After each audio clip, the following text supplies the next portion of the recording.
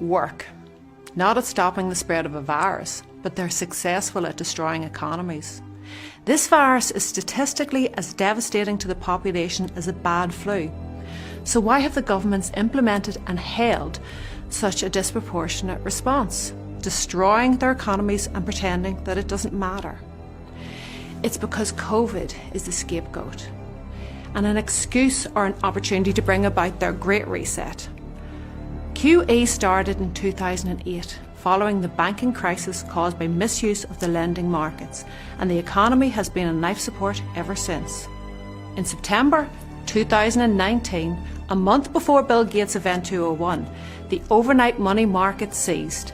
The Federal Reserve had to step in, printing $50 to $100 million per night to try and fix it, but there was no fixing it. Since COVID, they have expanded the money supply by between 20 to 25% under the guise of COVID relief, rather than what is another banking crisis. History tells us this money printing ends with the collapse of the currency and the economy it is attached to. Since 1971, when the dollar as the reserve currency came off the gold standard, all currencies have been fiat. They are backed by nothing and dependent on faith. Only 3% of the money supply is physical notes and coins. The other 97% is debt-based.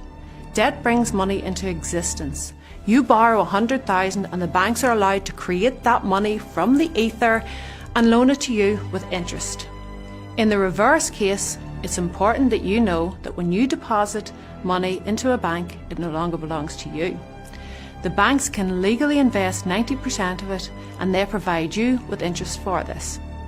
In 2008, we saw bank bailouts, but as of 2014, Ireland and the UK have agreed to bank bail-ins instead, meaning they can legally take your money in a crisis. This is what happened in Cyprus in 2013. The government claims to guarantee a certain amount of deposits, but only hold less than 0.5%, so good luck getting your money back. So the credit markets are under stress.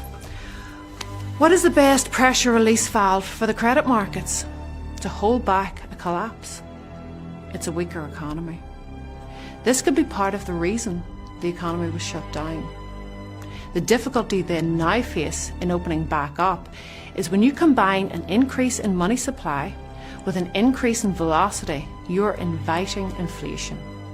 In 2008, QE was given to the banking sector and large corporations, but in 2020 it was also given to the general public, readily available now to spend.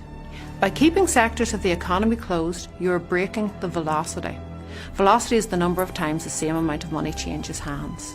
An increased velocity will lead to inflation, but it isn't essential for it. Couple this with the inevitable increased demand for debt when the economy does open back up, and people are taking out loans again, and this could pop the debt bubble. This financial system is held together with debt. When you buy a loaf of bread, there could be 10 different transactions of credit to get it to your door between manufacturers, suppliers and distributors. Mathematically, credit is doomed to break, and this will seize the entire economy. This is why the banks were considered too big to fail. If credit isn't functioning, then products won't be created. When the credit market fails, so does the entire economy. So what do they do? Inflation is inevitable. More money is chasing the same amount of goods and services. That's just how money works. It has been evident in property for a long time, but is recently showing up in commodity prices like lumber, copper, and also in food prices. Inflation initially raises asset prices and then filters down into living costs. The last to inflate is wages, making it increasingly difficult for the less wealthy to buy property, as their wages only meet their living expenses. The government have got themselves into overwhelming debt, so they can't raise interest rates, or they won't be able to service that debt, as they can barely meet the interest requirements. It seems they are planning to let inflation rise, trying to maintain some control over it and inflate away the debt. Inflation is a hidden tax. Just as they inflate away the debt, they inflate away your purchasing power, and you slowly lose everything you've worked for. With inflation and bank bail-ins, they're taking your money. The danger here is hyperinflation if control and faith are lost. Look at Venezuela and Zimbabwe, where currency litters the streets and it has so little purchasing power that it isn't even worth picking up. We are moving into a central bank digital currency. This has already been rolled out in China, with Sweden, Turkey and Iran following. With digital currency, the government have complete control, as it is programmable. It is a loss of your freedom and privacy. They can control velocity by programming it with expiry dates or deciding where in the economy can be spent. They can limit your leisure spending, prohibit you from buying certain items, or only allow spending on basic food items and rent. They can tax and fine directly. They have control. They can incentivise you to spend or save with negative or positive interest rates respectively. How would you implement a control agenda? I would collapse the economy so that there is no independent businesses, therefore making everyone dependent on the state. I'd provide them with a generous universal credit system, then slowly reduce it or inflate it away. The concept of UBI has been about for some years now. Over 80% of jobs that make moderate to low wages are predicted to be automated away by 2030. Humans are becoming surplus to requirement.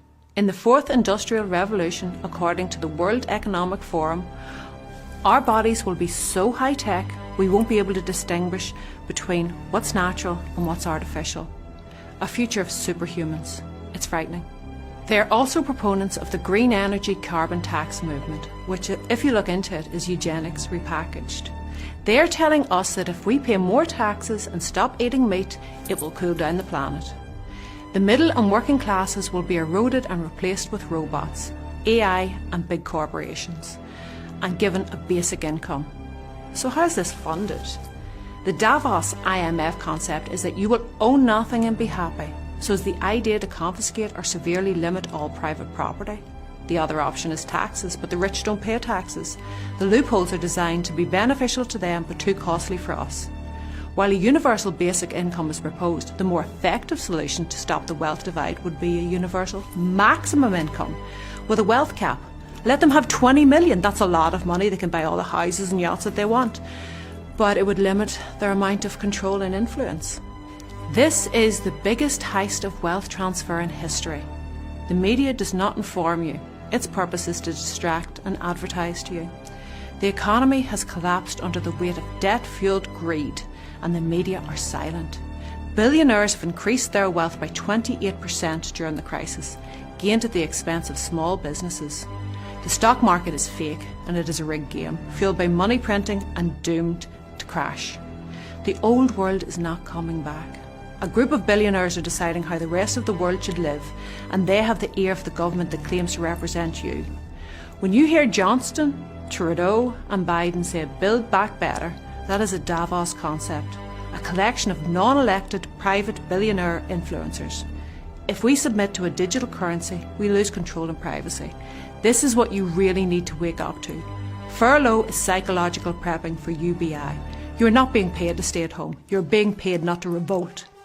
If you know that pounds, dollars, etc. are losing purchasing power, why would you keep them? This is why people are moving to hold assets such as silver, gold, land and property instead, and transferring currency to crypto to outrun the inflation that is already becoming evident. There's also a ridiculous increase in shipping costs. COVID impacted the supply chain. China stockpiled containers and the system broke. This led to a problem with stock on shelves. When it is fully operational again, the additional costs will be passed on to the consumer. It would be wise to buy supplies to combat any shortages while the system resets. Better looking at them than looking for them. Hold gold, silver, crypto to maintain a degree of autonomy from the upcoming digital system. I am not a financial advisor. I would advise you to do your own research and find what works for you. The problem is our fiat currency is failing. Thousands have preceded it and they have all failed due to debasement of the currency. We have to be aware of this so we can prepare and work to fight against the oncoming erosion of our freedom and of our privacy.